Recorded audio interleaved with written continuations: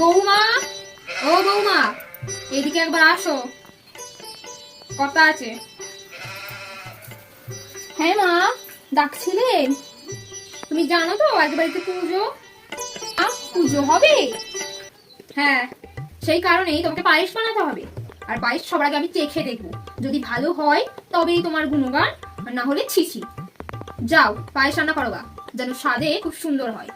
ঠিক আছে, করে দিচ্ছি। বৌদি করবে পায়েস রান্না, আর সেটা সবাই খেয়ে বৌদির গুণগান করবে। আমি তাকে সেটা হতেই দেবো। তুমি রান্না করো না, আসল রান্না তো আমিই করবো। তারপর সেটা খেয়ে সবাই তোমার মধ্যে জুতো ছুড়ে। যাই, পায়েসটা এবার দিয়ে আস। ডাকছে মা।